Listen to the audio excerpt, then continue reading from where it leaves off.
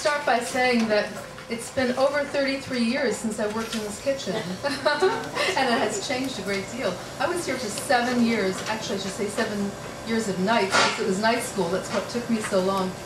And it all really began for me here because I wrote my master's thesis on sifting flour. Those of you who ever read the introduction to the Cake Bible, I only started reading introductions after I wrote my own. You know, I realized what somebody puts into them, put into them.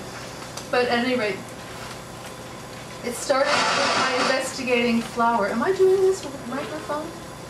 It sounded like it's coming from that direction. Well, we'll see what happens. So, where was I with, oh yeah, flour. This flour is sifting the quality of a cake mix, or a yellow cake mix.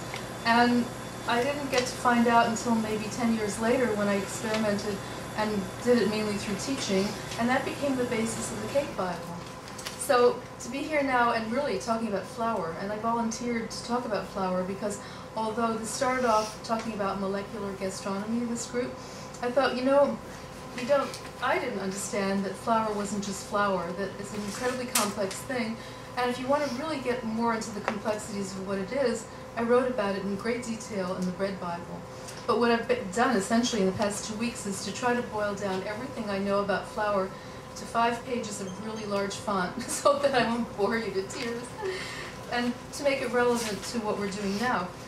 Hervé Thies, in his lecture last meeting, about a month ago, I think it was November, he was saying that scientists actually don't, well, that scientists theorize, and it's technologists that actually do it, and that bake or cook. And I started thinking about which one I really am, because I've always felt that primarily I go by the empirical method.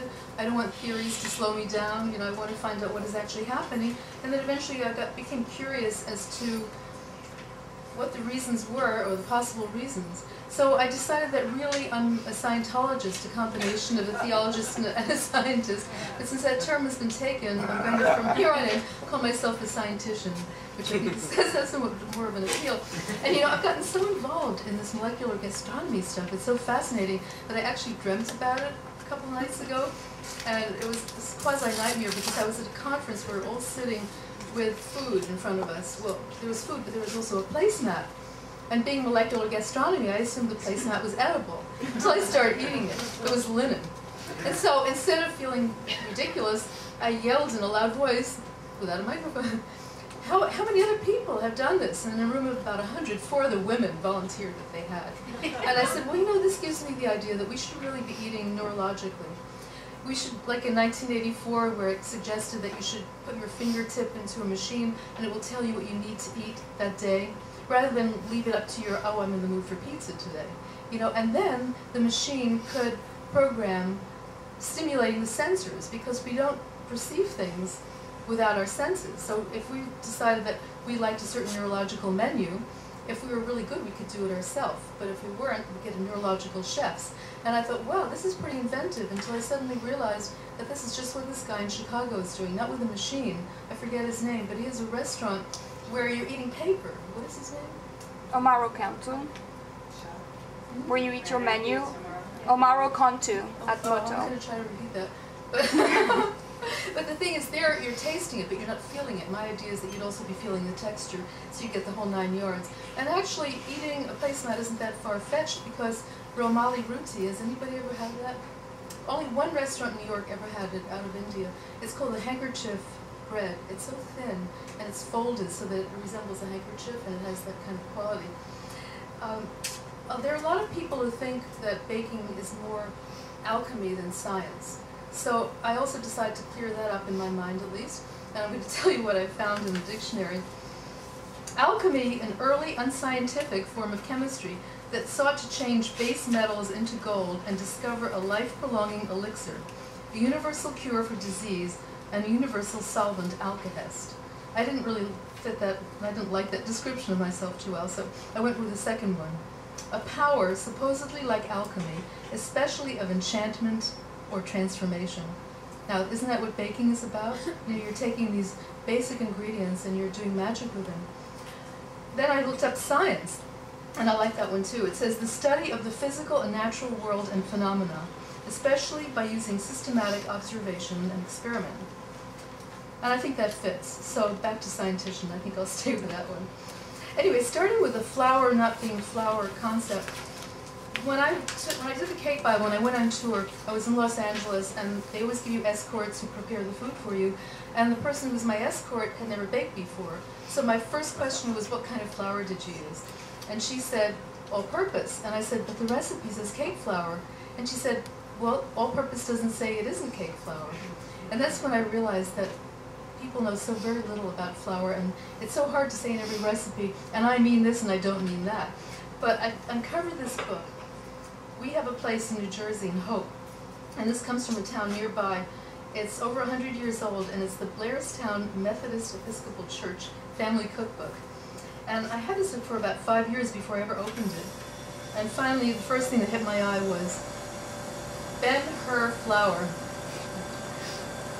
People that have been using Ben-Hur flour are pleased with it, and they say that to make bread and pastry, that's a pretty big range of them, to make bread and pastry according to the recipes in this book, you should use Ben-Hur flour, and you will always have the best results. Any kind of flour will bake. Sometimes you eat it, and sometimes you can't. Ben-Hur always wins. Isn't that priceless? Well, obviously it's an ad, but but also they realize that there is a significance in what kind of flour you use. My biggest epiphany, I think, in flour was when I was working on the Bread Bible, because there I really saw how the flour that I was using, for example, I couldn't get baguettes to have nice holes in them, and after about 7 tries, I remember calling some company that produces flour, and they said, well, how old is your flour? My flour for making bread was about 5 years old, because I've been making cakes, pastries, and cookies. So it's amazing what happens to flour. It does have a shelf life. It's not just this inert white stuff that, as long as it doesn't smell bad, isn't bad. And that's what fools all of us, because we think, smells okay, must be okay. You know, and what happens is that the protein starts deteriorating, but I'm going to get into that a little bit later. Meantime, back to the dictionary, the definition that they give of flour is a fine, powdery foodstuff obtained by grinding and sifting the meal of a grain, especially wheat, used chiefly in baking. And actually, there are many different types of flour. Anything that you powder can be called a flour, but we generally refer to wheat when we're talking about flour. Flour, and the word flour, that is the botanical flour, are very similar, though they're spelled differently.